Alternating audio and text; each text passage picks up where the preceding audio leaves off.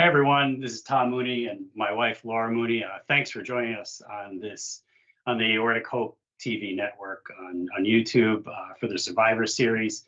I was asked by Aortic Hope to tell my story and rope Laura into this because uh, caregivers or care partners, whatever you want to call them, are very important in this whole process. And I think you'll see as we talk about our story and our journey through aortic disease, just how it affects everyone, and how thankful I am to have a partner with me through this whole ordeal. So, without further ado, it was December 2022, so just about coming up on 3 years, and we had gone skiing over the last probably 3 or 4 years as a family, and this time we live in New Jersey. We've got two kids, John, our son, who's almost 21 right now, and our daughter, Caroline, who's going to start driving in about 1 week. So she's going to be 17, because in New Jersey, the driving is 17. So, and we were headed up to southern Vermont. We were going to Mount Snow. I don't know if anyone knows where that is, but it's in Dover, Vermont, southwestern Vermont. And we were it was a typical Mooney ski vacation. Laura had just picked skiing back up after, like a 30-year hiatus or so.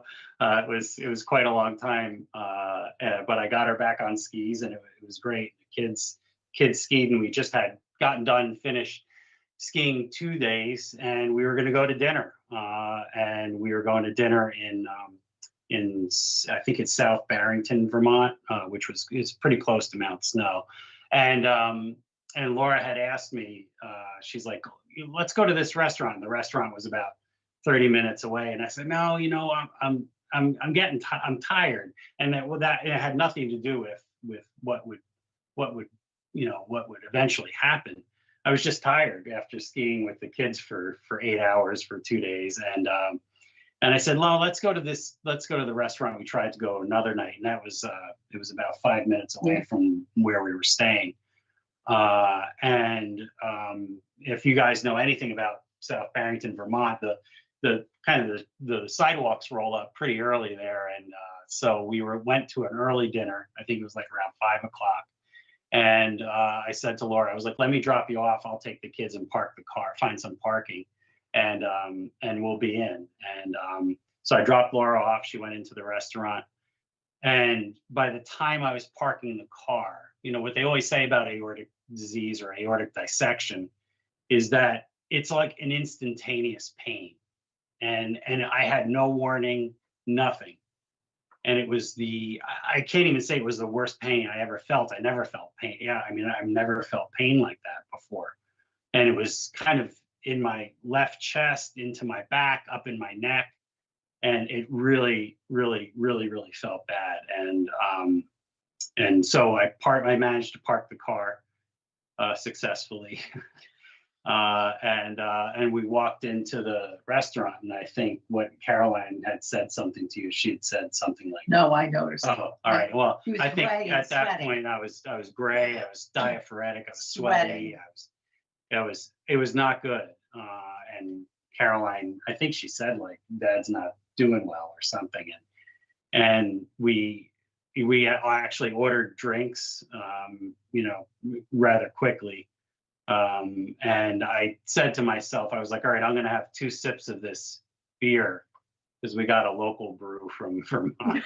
And I was like, and everything's going to be okay. So I took 1 sip, and guess what? Everything wasn't okay. And I think at that point, Laura asked me, she's like, are you having a heart attack? And I was like, I don't know. I never had a heart attack before, so I don't know what it feels like. It was that point that our 14-year-old was standing. Our daughter stood up and had her coat on to go to the hospital faster than I've ever seen her move. Mm-hmm. So I do have to couch this story with I am a physician assistant, and I worked in cardiology and hospital-based medicine for a decent amount of time. I'm actually on the industry side now, so I don't practice, but I taken care of patients that had chest pain this bad, and and I knew it wasn't good. I knew something was wrong. And I said, okay, let's go to the hospital. And Laura says that she didn't call 911 or the ambulance because she didn't think I'd get into one. But I think I was feeling so bad. I think I probably would have gotten in an ambulance at that point. But Laura drove me. Luckily, with that decision of going to the restaurant that's 5 minutes away, we were 4 minutes from the nearest hospital. So that, yeah, you'll see throughout this whole story, throughout our journey, that there's just these points of, call it convenience and luck, call it convenience, call it God's will or whatever. But we got lucky. We got really, really lucky. So they dropped me off at the ER. I walked into the ER on my own while Laura and the kids parked the car. I don't think anyone went with me. No. In hindsight, that was a yeah. poor choice. We don't really make the best decisions sometimes in stressful situations. And I told Laura this afterward. I was in so much pain, I couldn't even see. I was on the verge of losing consciousness. I remember talking to the registrar and getting registered in the ER. I remember pulling out my insurance card. I don't know how I pulled it out. I couldn't even see it. And she took it and she got me registered, and it was yeah. And so then we waited in the emergency room for a long time. I think we were there probably 4 to 6 hours. They took me back, I think, relatively quickly. No, I don't. I think there's certain parts of the story that I don't really remember. We sat in the lobby, in the waiting room for 4 hours, 5 hours. So yeah. So and then they finally took me back, and they did the usual workup for what you would do for someone having a heart attack. They drew cardiac enzymes, which are called troponins. They did an EKG, serial EKGs. They did all different type of lab, blood work. And from what I understand, talking to the emergency room physician, was I didn't really have signs that I was having a massive heart attack, right? They call it what they thought, and what I was diagnosed with was a non-STEMI, so STEMI, or it's a non-ST segment elevation heart attack, and they're usually not as bad, right? Don't get me wrong, any heart attack is bad, but non-STEMIs are usually less fatal, so the EKG was it had some signs on it, that were kind of equivocal. From my understanding, is my cardiac enzymes really weren't that high. They were a little bit high, but they weren't terribly high. So they had given me a diagnosis of a non-fatal myocardial infarction or heart attack in evolution, right? So they gave me some morphine or something, Percocet, I don't even know what they gave me, but I started to feel better, and I think my pain went from, a 10 out of 10 or 8 out of 10 down to like a 2 or a 4. I was feeling better, and I was like, okay, well, this is it, right? You know what I mean? I'll get a catheterization done, I'll get something fixed, and I'll be home in, 2 or 3 days. And then the emergency room physician, I don't remember exactly, I think he came out and told us that they were looking for a bed for me in the whole region. So I'm assuming that's like southern New England and upstate New York. And he's like, and it's kind of hard, right? He's like, we can't find a bed. And I thought it was kind of odd that, they were looking to send me out, right? And he said to us, he's like, look, we think you're having a non-fatal heart attack. We could take care of it here, but we'd rather send you out. And Laura and I were like, oh, okay, and he came back, I guess it was a couple hours later, and he was so excited, he said, oh, we found one bed. The last bed. the last bed in the region. So so we were happy, although he's like, where we were going. It's in upstate New York. So we're like, okay, so that's going to We thought take some time. We thought it was I thought Albany. it was Albany. Because that kind of makes sense. Albany's got a big medical center, a big medical school, big medical center. And he said it's at Ellis Hospital in Schenectady, New York. And I don't even know where Schenectady was. I do now. I do know where Schenectady, New York is now. We said, okay. So interestingly enough, there was a guy there in the emergency room that was worse off than I was, apparently, or so they thought. And he was being airlifted somewhere. So they said, we don't think you're that bad. We're going to take you by we're not going to take you by helicopter. But when the ambulance team comes back from dropping this guy off at the helipad, they're going to take you up to Schenectady. So I was like, okay, that's great. I'm not that bad. I'm going to go by ambulance. The issue was, this was now midnight. Yeah, I was going to say 1 o'clock in the morning, midnight. And all of our stuff was back at where we were staying. All of our ski gear was all over the place. We were a hot mess. we were a hot mess who had to pack the next day, which was fine. So they were moving Tom, and the kids took the car. So they came back. At the time, they were 14 and 17. And 18. He had just turned 18. Turned 18. Yeah. So they're 14 and 18. They took the car to go get food because we never ate. Yeah. Then they came back to get me at midnight, and then he was getting transported overnight. So I went back and packed till 2 or 3 in the morning, and they moved him on a very bumpy, bumpy, hour and a half long ambulance ride, bouncing down the highway over Schenectady. Yeah, from southern Vermont. Yes, to Schenectady, and it was the ambulance driver was great. The paramedic or EMT that was with me was great. I think I may have fallen asleep at some point during the ride. I don't really remember. It was bumpy. It wasn't too bad though. It was all under control. If people know the New York State Thruway, it was bumpy. And and the other thing was Laura had to pack the rooftop box, which was usually my job. So I'm sure that wasn't making her happy. But anyhow, I got to Ellis Hospital in Schenectady, and it was like 4 o'clock in the morning, 5 o'clock in the morning. I don't remember. I guess it was 4 o'clock. And they took me in. I don't really remember much of the hospital.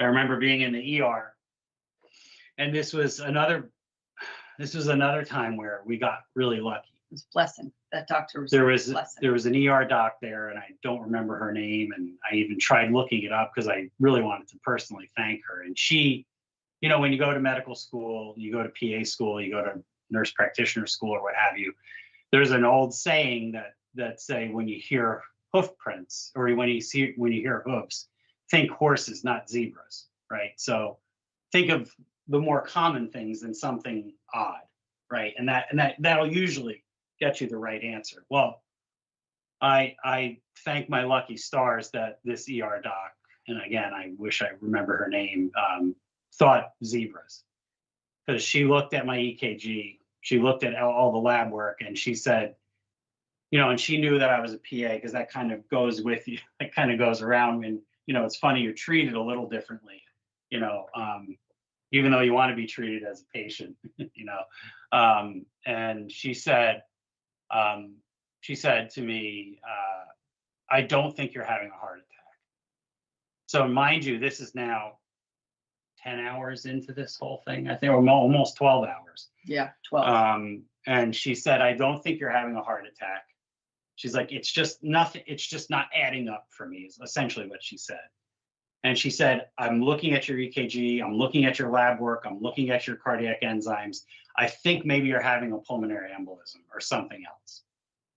And I was like, oh, great, a pulmonary embolism. That's something you can die from. Great, that's fabulous, And she said, I want to send you for, again, this is, when knowing too much is not good, right? And she said, I want to send you for a CAT scan. And we sent, I was sent for a CAT scan.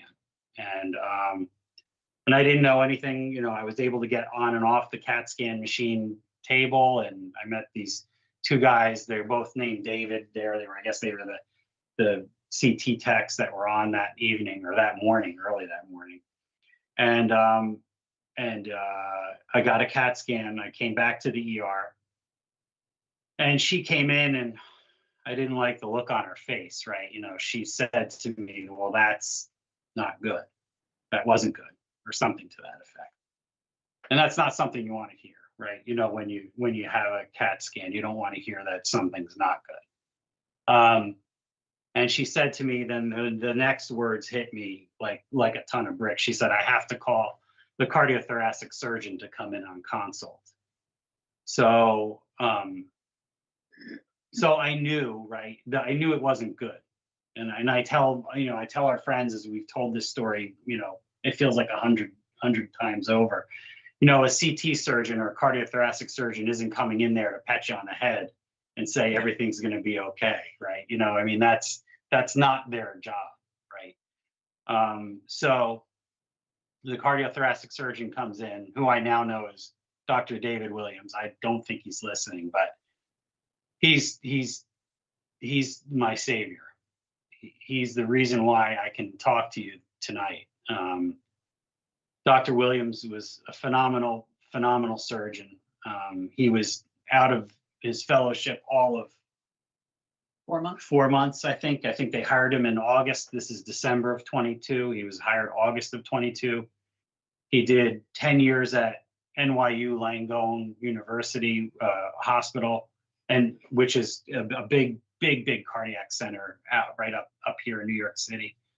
And he did an extra year. He did an extra fellowship year in aortic diseases. How I got shipped from southern Vermont to upstate New York, to a town I didn't know, a town I really know, well, now that's not Albany. How I got to Schenectady, New York, and got someone like Dr. Williams is beyond comprehension. And I am just so fortunate. Were you going to say something? Okay. I thought you were going to say something. And so he told me, he said, well, I got good news and I got bad news. The good news is you're not having a heart attack and you're not having a pulmonary embolism. The bad news is you're having an active aortic dissection. And, as a PA, right, I've dealt with people, and never really good, with people with aortic dissections and chest pain and everything like that. And the statistics started going through my mind, which the one that stuck out is 1 in 4 people emergently have an opportunity of surviving an aortic dissection. So I kind of thought that, I said to myself, this is it. This is it. This is where my book closes, unfortunately.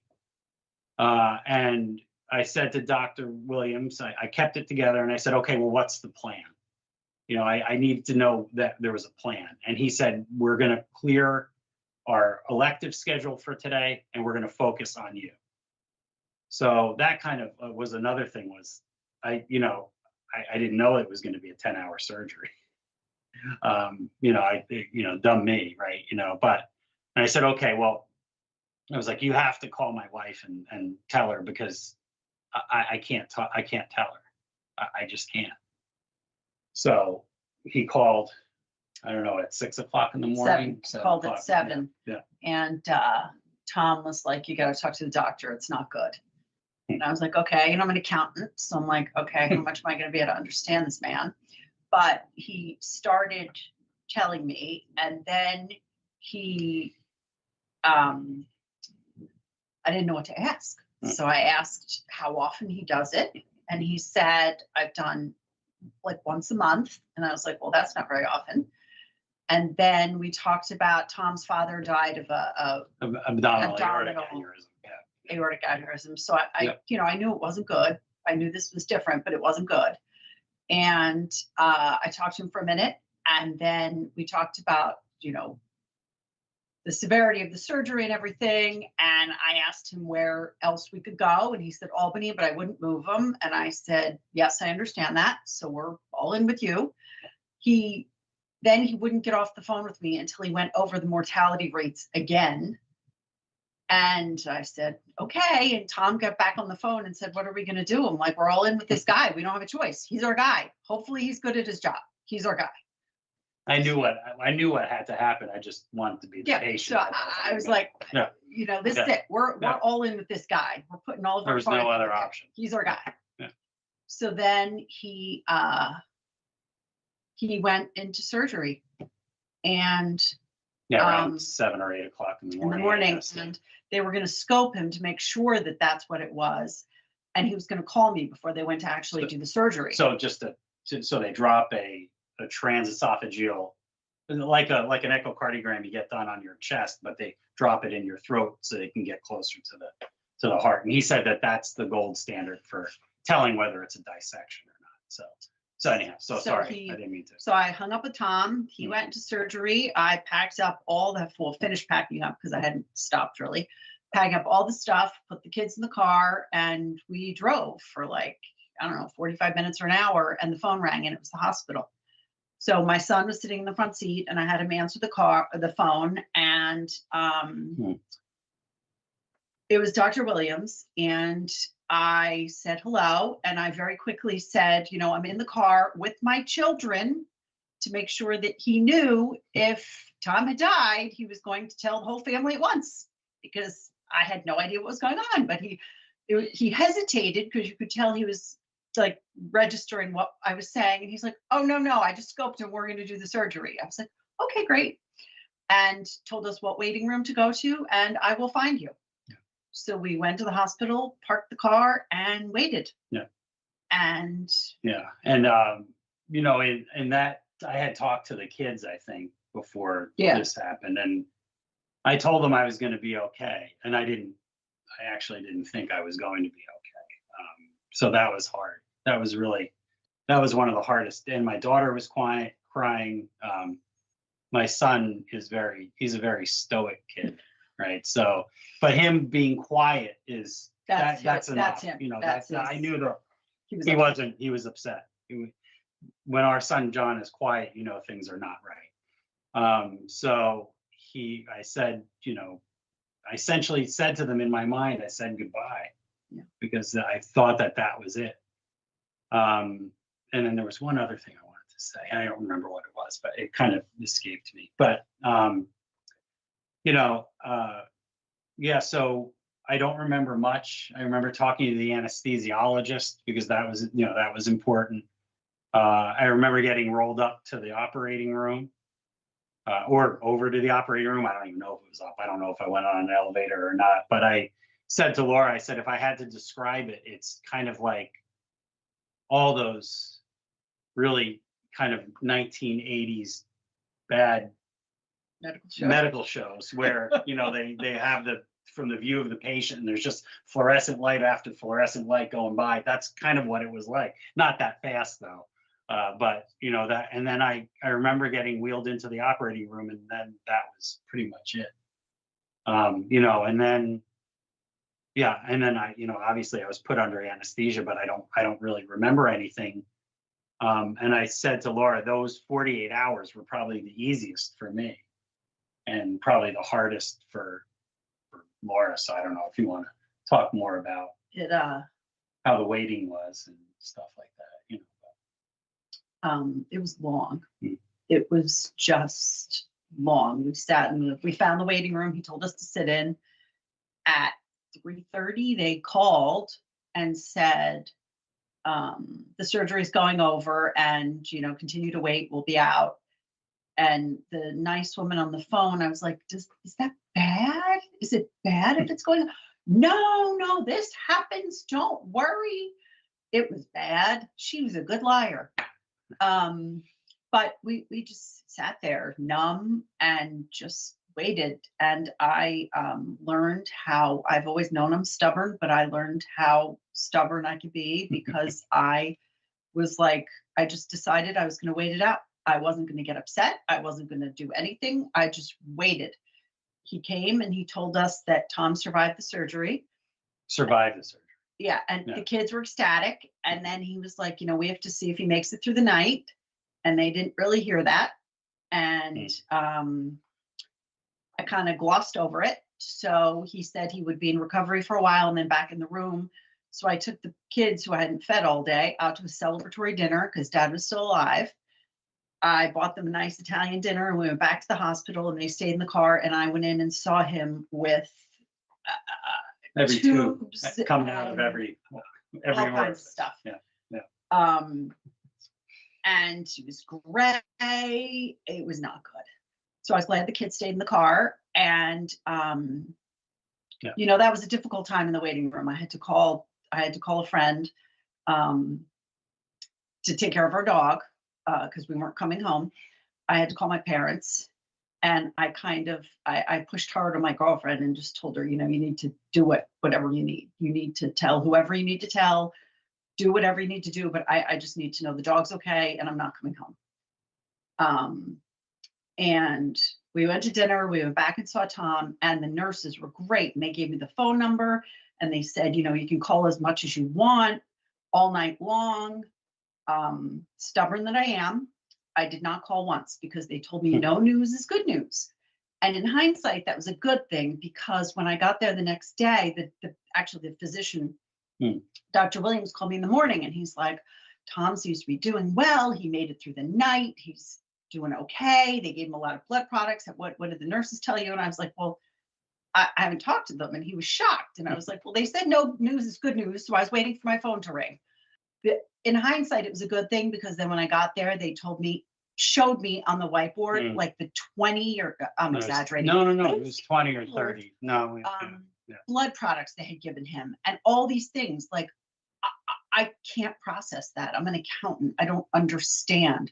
So it was a good thing that I just pulled away and didn't deal with that part of it because I just decided I was going to wait it out. And each day I would get up and I'm like, well, he's not dead. So let's go back to the hospital and see what happens today. Yeah. And then the next day I got up, he's not dead. So let's go back and see what happens. And the first day they tried to wake him up all day. I made the kids sit again. So this is New Year's Eve. Yes. 2022. So December 31st. Yeah. The kids spent the whole day in the waiting room trying to convince friends' parents to come get them because they wanted to go home. I don't not think they did not understand the severity. I wasn't really telling them how bad it continued to be. I told them until he was awake and off the vent, they couldn't leave because I couldn't bear the thought of them going home and him dying and me being alone and having to tell them over the phone. So I made them stay, which was fine. And they stayed that day. Then that was New Year's Eve. Mm-hmm. And then the next day, they were able to get him off the vent in the morning. The kids came in, said hello. And I had called a friend, a different friend that we've been friends with forever, and asked him if he would come get the kids. So he brought his pickup truck. He took our ski gear. He came to our house. My girlfriend, the one who was taking care of the dog, packed my clothes because I only had clothes for 3 days. She came, packed me a suitcase of clothes to stay a week because we didn't know how long it would be. And he came, got the clothes, drove up to Schenectady a couple hours, brought his truck, took the box off our car, took all the ski gear, took the kids, took everything except my bag, the stuff I needed, and brought the kids home. Yeah. Thankfully, our son could drive, so they were okay. But that was rough. Then when they left, because until that point, I just was stoic. I just was emotionless and just going through it. I didn't cry in front of them. I just held it together. And then I went into the parking lot and was sobbing by myself. And one of my best friends called, and I had to talk to her because she was so upset. Because I wasn't really telling people at first, just because I couldn't talk about it. And Caroline, our daughter, was like, you got to tell your friends. You got to tell Mrs. Toma. You got to tell this one. You got, a couple of close friends. You got to tell them. So I kind of started talking to people a little bit more. But then Tom, that's when he was still extremely gray, extremely weak, looked not so great, but we don't talk about it. Had one eye that was kind of gray and looked funny. And I asked the surgeon about it, and he's like, I was like, Well, he said, yeah, I see that too. I was like, did you see his eye? Like, did he have a stroke? Yeah. And he was like, I don't yeah, know. I see it too. Yeah. I'll have to wait Yeah. and see. And I'm Yeah. like, oh my God, Yeah. what's happening? But, yeah. But we just, I went every day, and Ellis Hospital was great. They have a house for Wonderful. families to stay across the street. And that was just such a blessing because not only was I right across the street, but the most important thing was I was with other people that were going through horrible things. Yeah. I mean, to be honest, we came home in the best shape of anyone I was staying with. One woman's husband was in renal failure. Another one had a horrible stroke. Somebody else's kid fell out a second-story window. So we were lucky. It was, when we didn't know how things were going, it was nice to be around other people that weren't at the Marriott, not having to pretend that, smiling, everything was great, I'm on vacation. Yeah. So that was just such a blessing. But I just went back and forth and stayed with Tom. He was, perking up a little bit each day. Yeah. It was, but it was difficult. Yeah. Yeah. It was the one thing that you reminded me when you said you're telling people is I had texted my boss before, who was a good friend of mine. Who's a friend? A good friend of mine. Longtime friend. And I told him that I probably wasn't going to be, this is before I went to the operating room, that I told him I wasn't going to be coming into work on January 2nd and I needed surgery. And he said, what, for your leg? Because you were joking, skiing. But I said, no, my heart. And then they were just like, okay, Mr. Mooney, time to go and up to the op. And that was it. And I totally, as the kids would say, ghosted him. Yeah. And Caroline found my phone, and his name's Ross, and texted me back quite a few times. And Caroline was like, Mom, you gotta text Ross back. At like 10 o'clock at night on New Year's Eve, I took the kids out to eat, get something to eat. And so we had the phone, and I was like, I don't want to text him on New Year's Eve. Yeah. And our daughter Caroline was like, you have to. Like, he probably thinks Dad's dead. Like, you have to text him. Yeah. So I texted him, and he texted right back, and he was like, you have no idea how happy I am to hear from you. Yeah. He's like, I thought the worst. I've been so upset. Yeah. It was tough. And then I guess, once I got up off the ventilator and waking up on a ventilator and having had patients on ventilators, I never knew how annoying it was, it truly is the most annoying thing.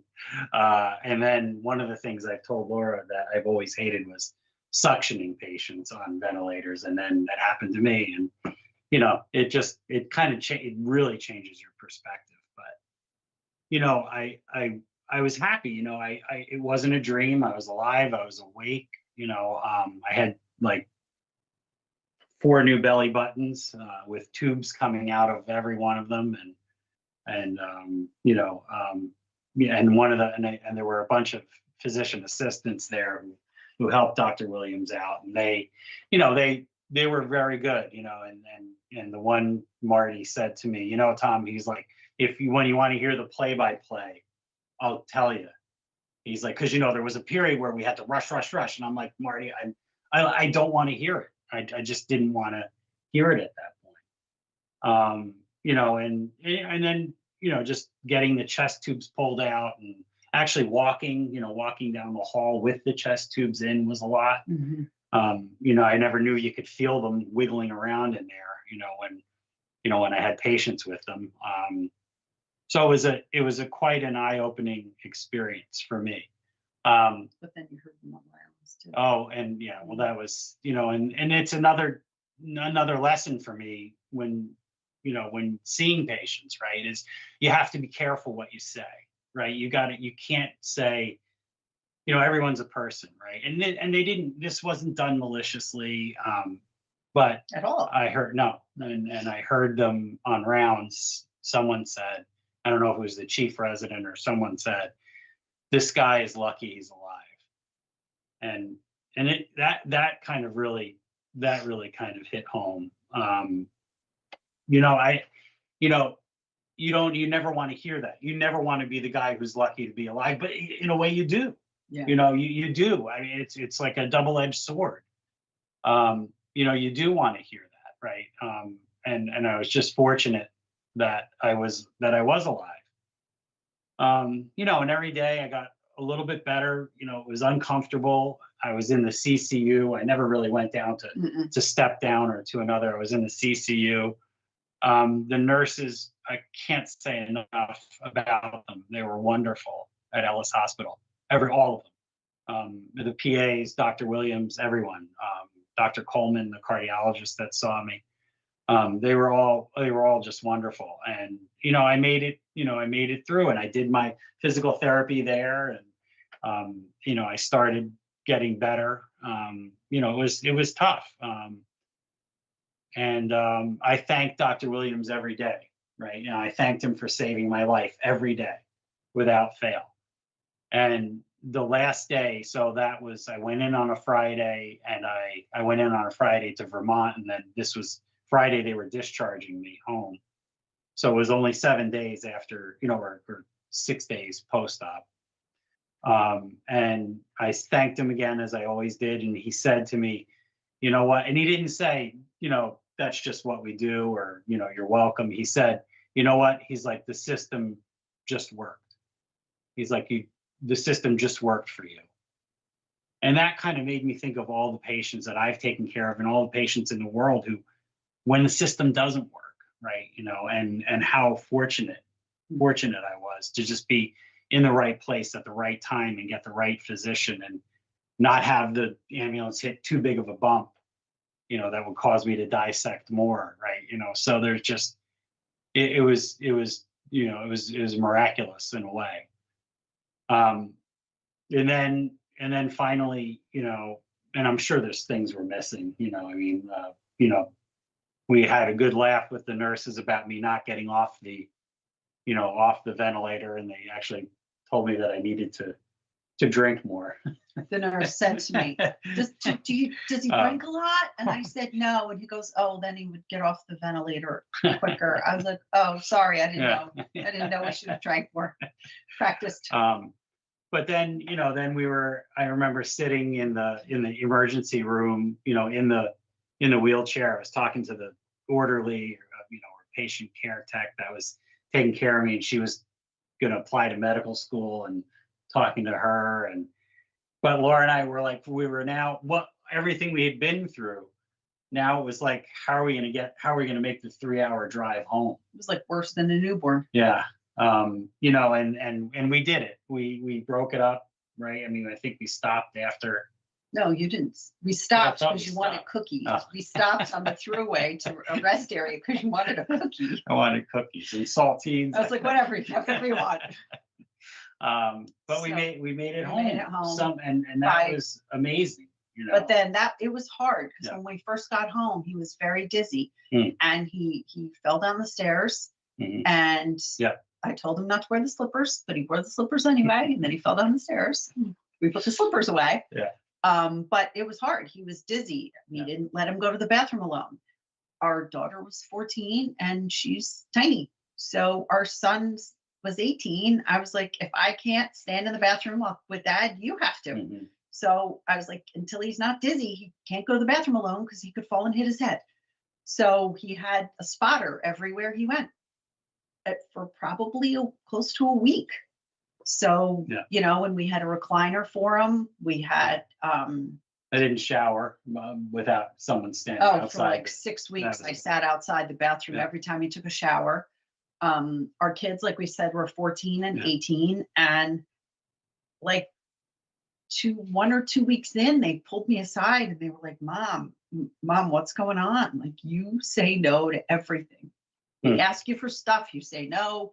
They're like, we came home from the hospital. They're like, you don't care what we do. You say yes to everything. We can do whatever we want now. What's going on here? And I just told them, I was like, look, I've trained you for this. You guys know how to make decisions. I said, I'm proud of you guys. Go do what you have to do. Go to school, make your decisions, live your lives. We're here for you, but I have to take care of Dad. So you've got this. We sent them home from school. They were home from school for a week. I'm sorry, from the hospital for a week by themselves. Mhm. And they got up and they went to school and they took care of themselves and they made their lunches, and they didn't have, I don't know, like a hair dryer or something. So they went to the store and they bought it. And thank goodness our son was 18, our daughter was 14, but she was a very mature 14. She ran the household, let's be honest. But they got it done. Now we did have some friends who Yeah. have lovely friends. They kind of helped them with dinner. So Mhm. somebody'd have them over, somebody else, another friend took them to the diner. Like they would help with dinners and stuff, but they really were on their own. They got up, went to school, took care of the dog. Yeah. And then, when they pulled me aside when we were home, I was like, I'm working, I'm taking care of dad. I'm, helping him shower. I'm taking care of everything. Like, you got to just do the right thing. And I trust you to do it. And they did. And actually our daughter wrote her college essay about that. But Mm. it was a team effort. It was mainly me, but they had to help out too. Yeah. Because it was a lot. Tom had really shaky handwriting for a long time. He sat and did word searches for a long time to practice writing, to do puzzles and stuff. And he had what, 3 months off? I mean, the 3 to 3.5 months off of work. I think I finally went back somewhere around mid-April 2023. And I'm just so thankful that we had insurance that, that I could have, or that we put money aside for short-term disability, because that was just a godsend. But it wasn't easy. I called one of my good friends right away, who was a PA, and his name's Lou, and he and I went to school together, and just a wonderful guy. And I asked him who I should go see as a cardiologist, because I couldn't in good conscience go to the people I used to work for. I needed a fresh start. I needed to be a patient. I needed not Tom the PA. I needed to be a patient. And he sent me to this cardiologist. His name's Dom Randazzo, and Dom is a wonderful man. He's a wonderful human being. And he and I both said, that we just kind of we go through this, and I see him twice a year, and we kind of go through this, not every time, but, we say the same thing. Had I got cathed in Vermont, I wouldn't be here, because he said he's been there, right? He's been there where he presumes someone, he's gotten this clinical story that someone is having a heart attack, and he goes in with a catheter, and lo and behold, it's a dissecting aorta, right? And a lot can go wrong, right? So I was fortunate, because we both said the same thing. We both said, well, I would, what? The first thing he said was that you should play the lottery. Yeah, right. Yeah.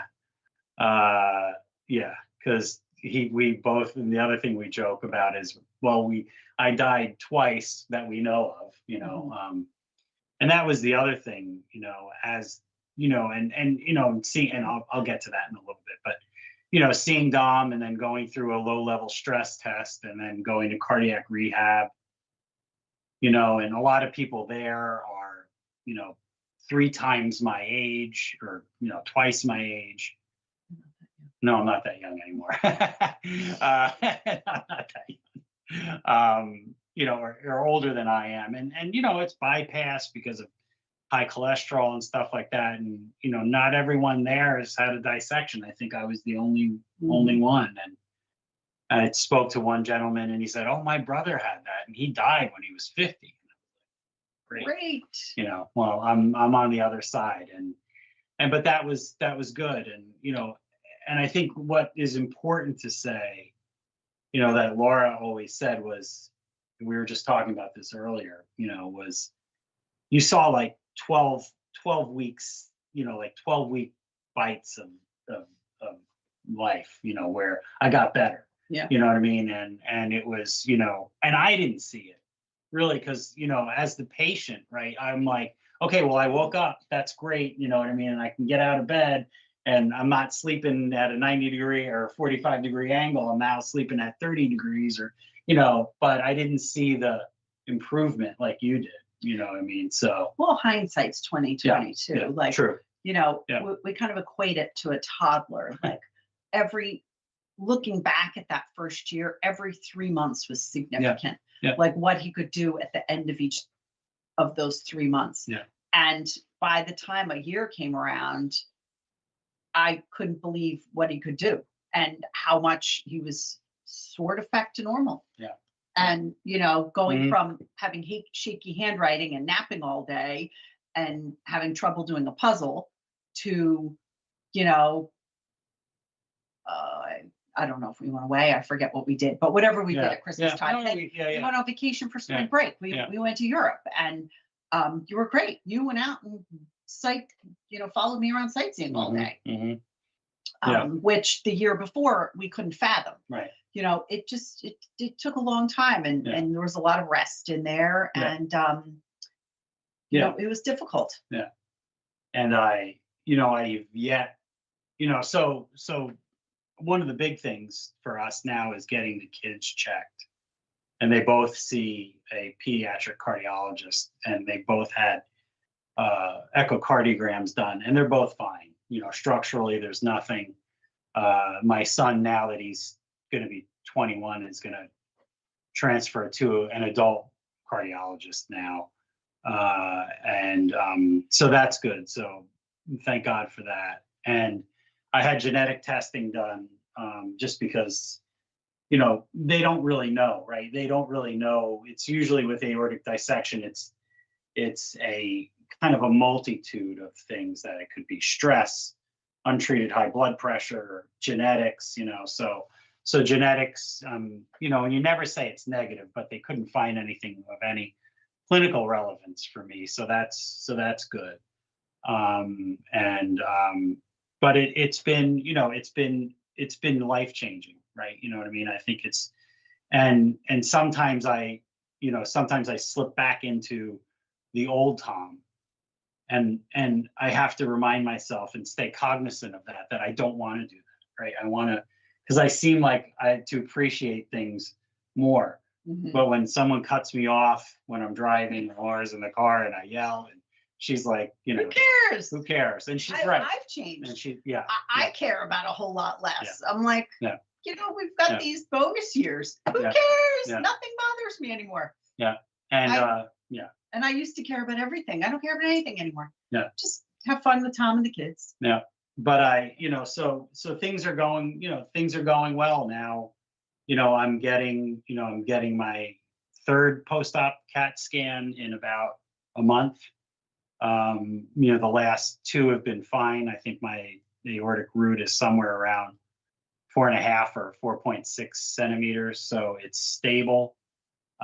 Dr. Williams managed to, he performed, I think it's called a David procedure, and that's where they actually save your native aortic valve. So my natural valve, which he said looked pristine, he saved. And he said sometimes people will get rid of it just because it's easier to suture the graft or sew the graft in with either a porcine valve, you know, like a pig valve or a mechanical valve. But he took the time, you know, he took that extra time to save my aortic valve, which I'm so thankful for. You know, and when he said to me the first time, I saved your aortic valve, I was like, great, you know, but I didn't know what to say. But now in hindsight, I understand. And then I haven't. So with the kids going to the pediatric cardiologist, I had to send my whole, you know, however many pages of it, you know, my hospital stay and the operative report. And I read one little section of the operative report because to this day, I just don't want to read about what happened. But I read a rather poignant part, and now I know Marty, the PA, when he said we had to rush. So apparently what happened was they got done with the surgery, and why the surgery ran over. They took me off of bypass, and I started to leak from the posterior or back part of my heart through one of the, I don't know if it was through the graft or something like that. I started to bleed into my chest. So they had to put me back on bypass. And Dr. Williams, the last time he and I spoke, which was probably a few months ago, maybe 6 months ago, he's like, yeah, you kind of gave us, we were texting. He said, yeah, you kind of gave us a little bit of a scare there, but we figured it out. And you know, I thank God every day that they figured it out. Yeah, so it's been, you know, it's been life changing. It's been an experience. I mean, and sometimes it almost sounds crazy, but I almost feel like it was one of the best things that ever happened to me, to kind of just look at things differently and just feel differently about things. And you know, and just have to kind of remind myself that these are bonus the days, bonus months, bonus years, right? You know what I mean? You know, and I see a new cardiothoracic surgeon in Morristown who reminds me a lot of Dr. Williams. And he said, well, because you're young, so this happened to me when I was 52. He's like, I can't say you'll never need another surgery, but I don't know when that'll be, right? He's like, I don't know if that'll be in a year. I don't know if that'll be in 5 years or 10 years. So, you know, there's just that hope that every year's another year forward. And you know, I know someday it's going to happen, right? Someday I'm going to get a CAT scan and they're going to say, you know what, it's time. You know, whether that's this year or next year or 5 years or 10 years, I don't know. And I just do my best to live every day like, not like it's my last, because that's kind of fatalistic, but just live every day to its fullest, I guess. You know, and I just thank Laura. So, you know, and I always thanked her. I think I thanked her a lot more, you know, before, but you know, I do thank you. And you know, and she always said to me, well, I didn't do the surgery. Yeah, but if you get anything from Laura's half of the story, it's that there's a lot that she had to do when I wasn't around, so to speak, and I appreciate that. And that's kind of what, you know, for better or for worse, right? You know, this was definitely one of the worst, but we made it, and you know, and I got to see my son graduate from high school. My daughter's graduating this year. He's in college playing lacrosse. My daughter wants to be a dancer for the rest of her life. So we're going through college and applications, and it's just, everything is just a bonus, right? And you have to just appreciate what you have. Yeah. So I think that's, anything else? Anything? So. No. But thank you everyone for listening. We really appreciate it, and hopefully you took something away from this last 53 minutes. You know, but thank you. That's an excellent story. Thank you very much. Thanks, Joshua. We're going to get right into the chat here. Okay. Molly and Tom and Karen and Jami say hi. Hi. Molly says, thanks. She says, hi, Tom. Hi, Laura. So excited to meet you. Thanks for bringing her here, I believe. Yay. There's a lot of typos in that message. Yeah. Tom says he was treated in Albany by Menesh Mehta. Molly says, all those blessings equal surviving. I had the same set of circumstances that thankfully were in my favor. True blessings. Karen says, you're doing a fantastic job explaining your story. Thank you. Molly says, P.S. Laura, I love your wallpaper. You were so strong for your kids. That must have been an awful 10 hours in the waiting room. Jami says, thank you. Molly says, Laura, your stubbornness was your survival. We do have a quick question here. Do you think your dissection was linked to your dad's aneurysm? Molly's dad had an abdominal aneurysm repair. Yeah. It's a good question, and I think it's something we can't ignore, right? You know what I mean? It was, from my understanding, what little I know about the genetics of it. Like I said, my genetic test panel was negative, so to speak. It's never negative. It's just they don't find anything of any clinical significance. Yeah. So my understanding is usually as it runs in first degree relatives, it's usually in the same spot. So you would think I had an abdominal aortic aneurysm, right? Which is what my father had.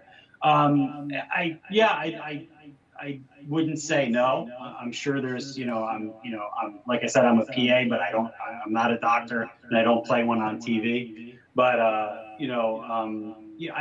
we can't ignore it, right? Yeah. I probably had some, like I said earlier, I think it was a multitude of things. It's probably a little bit of genetics there, high blood pressure, stress, so. Yeah, but it's one of the reasons why we get the kids checked out too, because and it's important that they're going to have to do that from a surveillance perspective. My son plays lacrosse in college, so it's a contact sport. He lifts, so all the things you shouldn't do when you've got an aneurysm, right? So, So that was the other two parts of that question. Did you have high blood pressure, or was this a completely random event? No, I mean, in terms of, it's funny. No, so I probably did have underlying. I'm a terrible patient, right? You know what I mean? I'm male. I'm a PA. I like to stick my head in the sand. So I probably should have been on metoprolol 10 years ago. And would have this made a difference? Would have that made a difference if I had my blood pressure controlled? Maybe it would have. I don't know. Yeah. But it's hard to say. Yeah. The one thing we didn't say though is yes, we were skiing, but there was no skiing accident. Right. So I just started skiing, and he followed me around all day. So there was no crashes. Because that was a question. That was a question right? when we got to the evening. Paul, did you? I was like, no. He follows me. He was my ski instructor. No. Yeah, but So no trauma. Yeah, no trauma. Yeah. Except parking in the car. Yeah. All right, Molly says, you two are a formidable team, and that's 1, 2, 3, 4, 5, 6 big red hearts. Oh, and she wow. says, thank you. Awesome. Hi, Eric Matson. Welcome to the chat. He says, where was the dissection? So mine, from what I understand, is I had it right at the aortic root, which is why Dr. Williams was concerned about my aortic valve. But he said when he went in there, he said it was worth saving. So that was a good thing. So it started right at the takeoff of the aorta at the left ventricle. And then, unfortunately, your aorta is probably the size of a decent garden hose, right? So as that blood flows through there, it kind of just shreds and shreds and shreds. So mine actually starts at the root, and it goes up into the arch. Somehow it missed the main vessels, but I do have a little bit of a dissection going down into my abdomen, which, since it's going down now the blood kind of holds that part of the dissection against the wall. So it's not something, that I have to worry about, and there's a question of maybe I've got a little bit of a dissection into my left subclavian artery, but again, Dr. Van Boxtel, who's my surgeon now in Morristown, is not really worried about it. And what Dr. Williams said to me was, I fixed what could kill you. Yeah. So so unfortunately with dissections, they just don't stop, right? They keep going, and so mine goes down into my abdomen, but I think, I get those yearly CAT scans and everything's been A-okay so far. So Okay. Welcome to the chat, David Fail. He says, my younger brother had a AAA and mine was a TAA. Lucky for me, I changed cardiologists when my longtime cardiologist would not order the scan. Yeah, Wow. And tough. that's raising awareness. And, Yeah, and well to be way to be a self-advocate. That's huge. Yeah, absolutely. Yeah. Absolutely. Yeah, 100%. Dean joined the chat. He says, hey, thanks you too. Prayer hands, floaty hearts. Thank you, Dean. So I have a couple of standard questions that I Yeah, usually yeah. ask because these are the kind of things that get kind of glossed over. Yeah. How did you change, or how many times did you have to change the different medications that you've been on over the course of time? Yeah, so I started on 50 of metoprolol when I got out of the hospital, 75 milligrams of irbesartan, which is an ARB, angiotensin receptor blocker. And they started me, I didn't have a cholesterol problem, but my understanding is when you have a vascular event, everyone automatically goes on Lipitor. So they started me on Lipitor 80 milligrams, which is a lot. I don't think I've ever written a prescription for 80 milligrams of Lipitor. So, and then I'm on a baby aspirin as well. The only thing that I had to change was we went up 50 milligrams on my metoprolol just because I wasn't getting really good blood pressure control. It could have been better. Not that it was bad, and it wasn't bad. It was just, they want you to be, as low as possible. Now after an event, and now I'm like, I sit around the 110s over 70, which is totally fine, with what I'm on now. But we did cut my Lipitor back to 40 milligrams because my total cholesterol was almost under 100. And my triglyceride, a bunch of the numbers were almost like they were too good. And my liver enzymes actually started creeping up a little bit, which is, kind of a side effect or an adverse event of Lipitor, of any statin. So, especially when you're on the upper milligrams. So we kind of tweaked the metoprolol a little bit and tweaked the Lipitor. And I think my last cholesterol was 113 or 110 or something like that. So just those two were pretty much it. Yeah. Okay. So I want to say that I'm following pretty closely. A year later, you guys were in Europe sightseeing. Yeah. A year and 4 months. 4 months. Yeah. Okay. Yeah. What was getting to like walking at length? How long would you say that took? Yeah. So we had a way misconception of that. So we had a neighbor who had a valve replacement, and during his 3 months off, he was walking really slowly, but walking like a half a mile around our neighborhood. So we thought Tom would be doing that. Yeah, he didn't go back to walking the dog with me for like, I want to say 6 months. Yeah, it was. I mean, I'm an accountant, so like he talks medicine, I don't. Like this stuff is foreign to me. I did not understand the magnitude of an emergent surgery versus a scheduled surgery, Right. Probably for a year, because then another friend of ours from college had a couple blockages and he had to have open heart surgery. And then when they talked about his surgery and his recovery, he was out walking a mile like 2 months later. So I was talking to his wife and she was talking about the recovery, and I'm like, it was horrible. It's always horrible. But I'm like, the difference between emergent and non-emergent is so different. For us, it took a long time. And then like now we walk almost 2 miles every morning with the dog. But that took a long time. And to be honest, we went to Europe twice because I always wanted to go. And once this happened, I said, like I said with the kids, I said no to everything. Taking me everywhere now. And then I was like, we didn't finish Paris the first time, so we went again the next year. I was like, I'm not done. But like, and I even noticed like the second year, your stamina was up even more.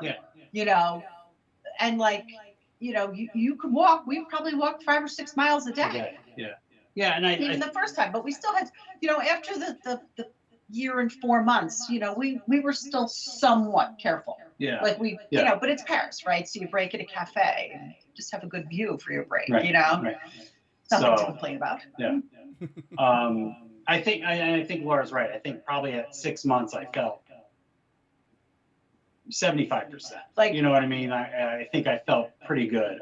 You know, and it could be anything, right? You know, I still complain about 3 years later now, my inner right leg, inner right thigh is still numb. Because when they're putting on bypass, it's not plastic surgery, right? They're trying to save your life, right? You know, so they're cutting in there, putting you on the pump and whatever. So, but yeah, so I think six, you know, so sometimes it's something like that. It's something physical that holds you back. But and we also joke, like we're very close. We were very, very lucky with our neighborhood. They brought us food.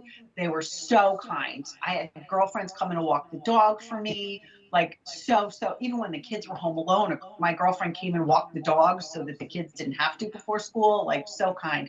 So we would joke, we're like, okay, well, during the 3 months off, if you want to go for a walk by yourself, you'll just go, because like we know every other house, like if there's a problem, you'll just knock on someone's door and be like, I need help, can you take me home? Right. But he never felt up to that. Yeah. Like, it never, we never really got to that point where he felt comfortable. It was more just kind of stay in the house for a long time. Yeah. And then he would out a little bit on a little loop and but I always went with him. Yeah. And then I could say that they said I could drive 8 weeks after surgery. And then Laura was like, how are you? She's like, I can't believe you're going to drive. I was like, well, it's easier than walking. So he bought a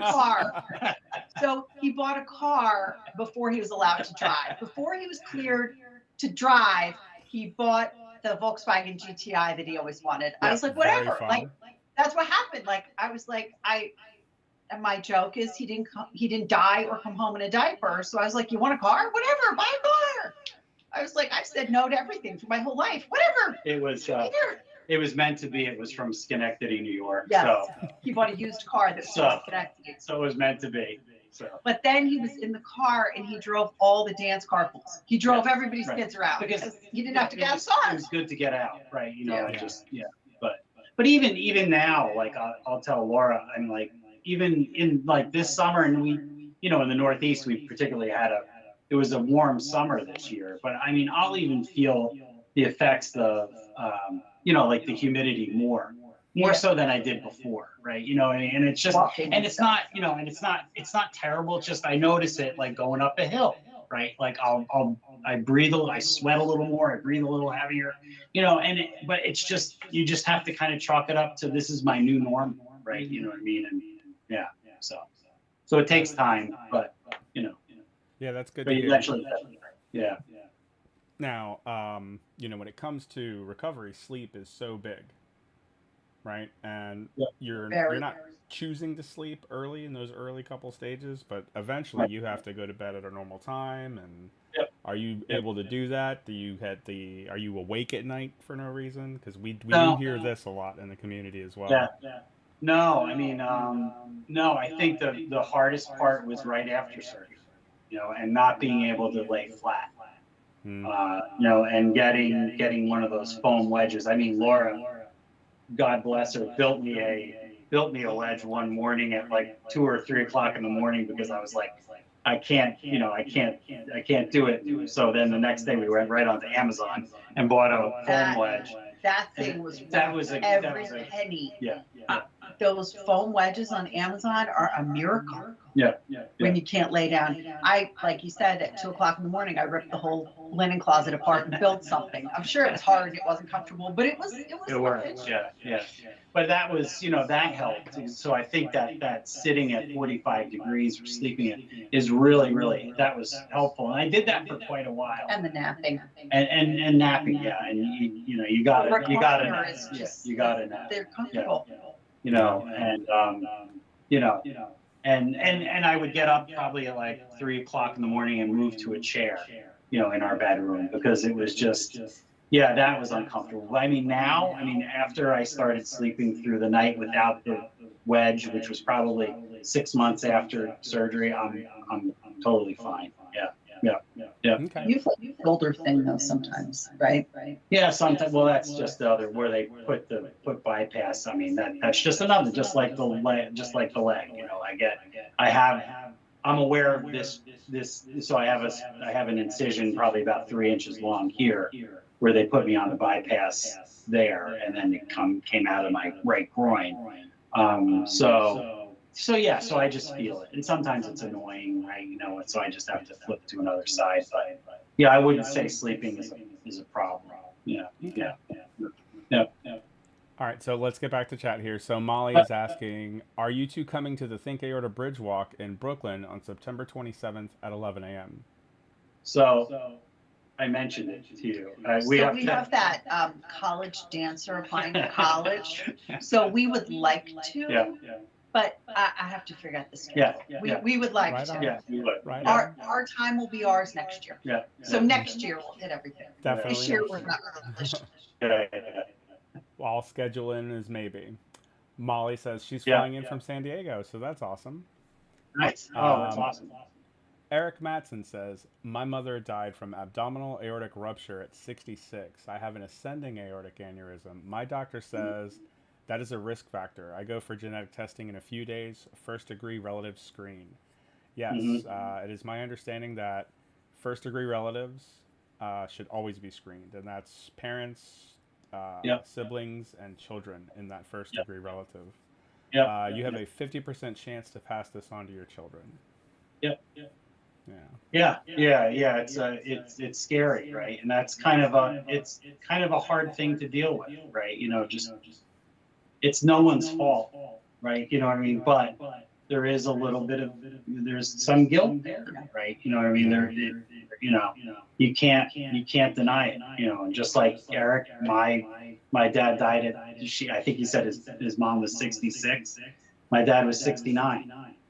It's way too young, way too young, you know.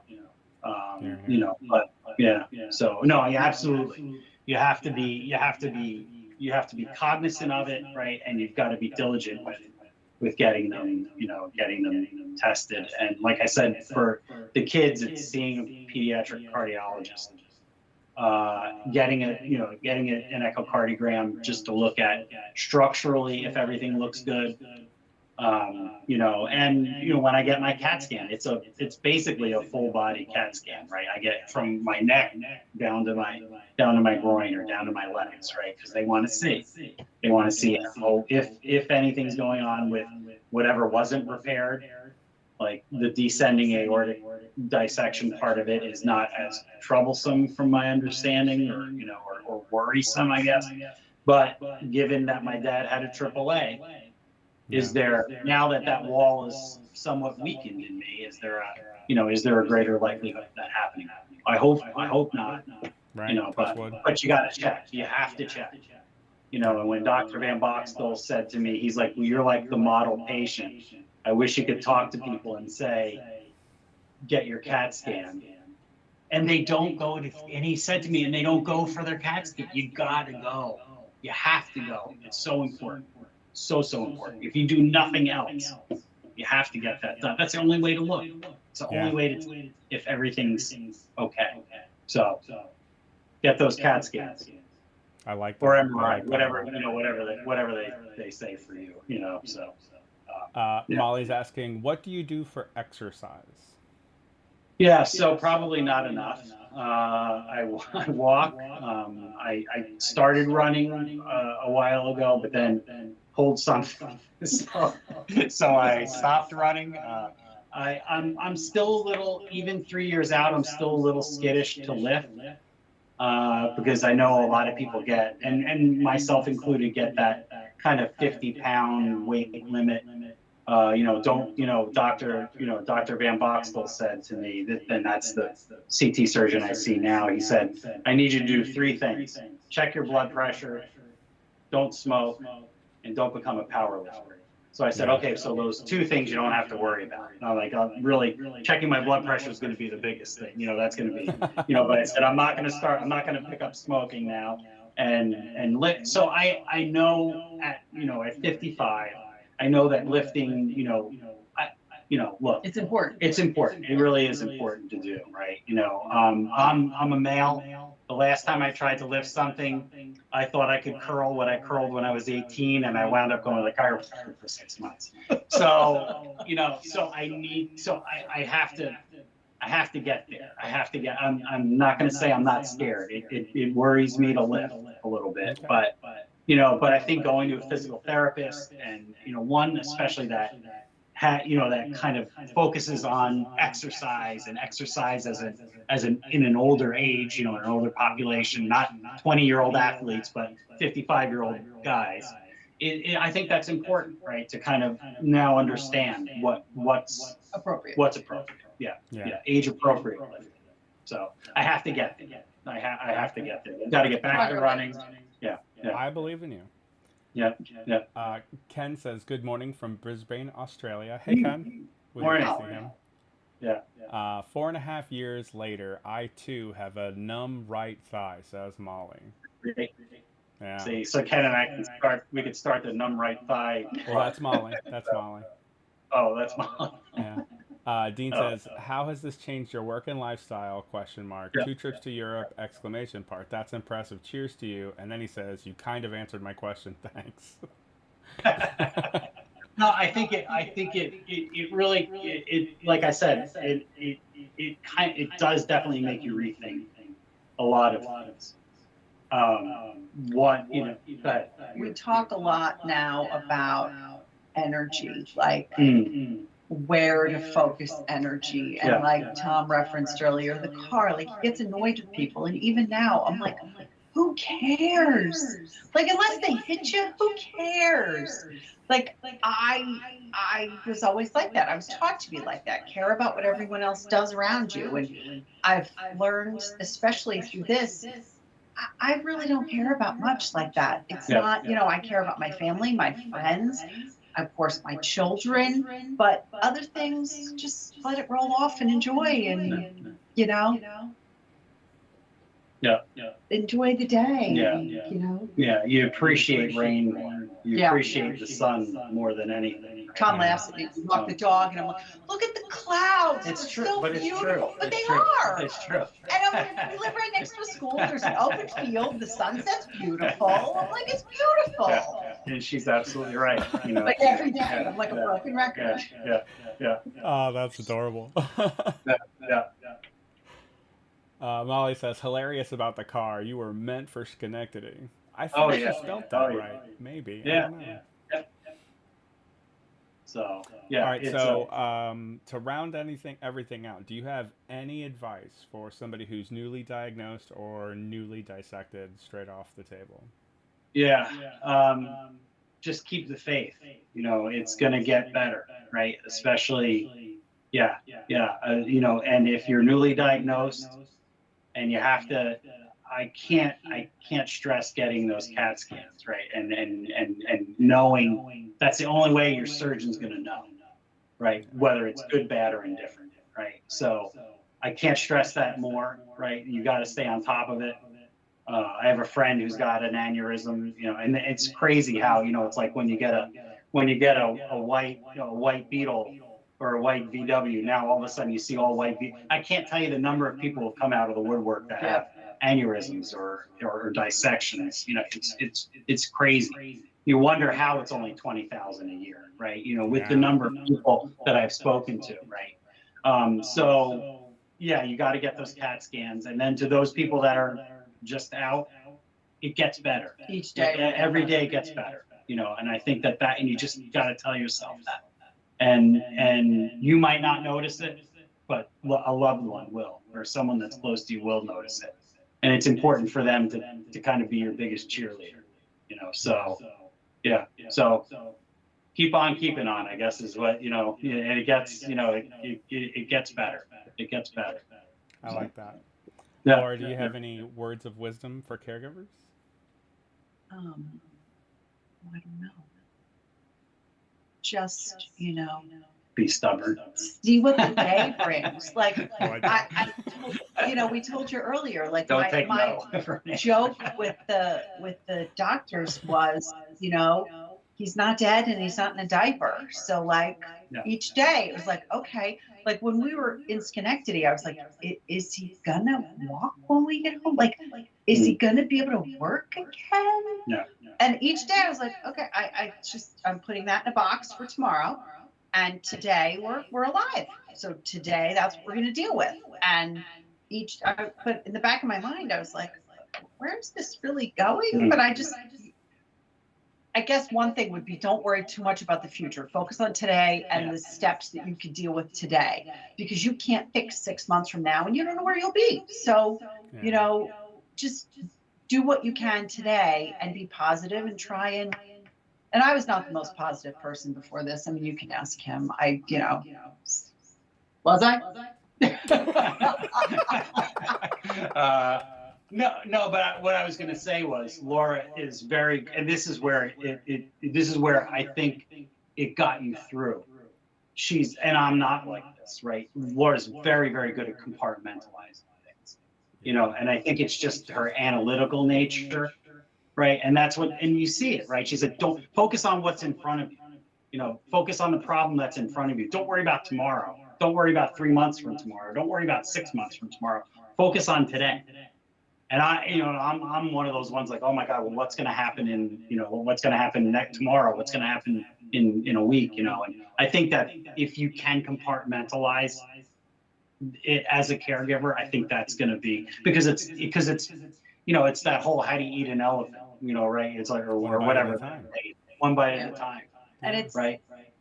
It's not my nature. Like, I do accounting and project management, and I'm always 6-7 steps ahead. They laugh at me in our house. Like, I am constantly like, what's the end game? Back into it, like that kind of stuff. But with this, it's like there's so much unknown. And to be honest, like, as an accountant, like, naivety is bliss, right? Like, I didn't know what was going to happen. Yeah. So I was like, it's almost better that way. Like with the hospital, don't tell me. Like, it's your bad news. I don't want to talk to you. Like, we just let me live in my little, he's not dead, oasis, and keep moving on. And then when he came home, it was hard, but it was like, okay, well, today's better than yesterday, so okay, we're gonna see what tomorrow brings. One of our dear friends came over when we first came home, and she was like, you're so gray. She said, you look terrible. She's like, you look horrible. She still apologizes. Like, thank you. But that kept it, it was funny. It kept it real, right? You know what I mean? And I was like, oh no, he looks 10 times better than he did a week ago. I was like, this is better. Yeah. So. But it's not easy, right? Yeah. So. Anyhow. Molly says, truth, Laura. Well, I don't want to keep you guys too much longer. Thank you so much for helping us. Thank you, Josh. Thank you, everyone. You want to tell these nice people to like and subscribe? Yeah, absolutely. Yeah. Oh, please like, and you want me to say it? Oh, please like and subscribe to this. Give it that thumbs up, and there it is. And hit the subscribe button down there. I'm not a great YouTuber, clearly.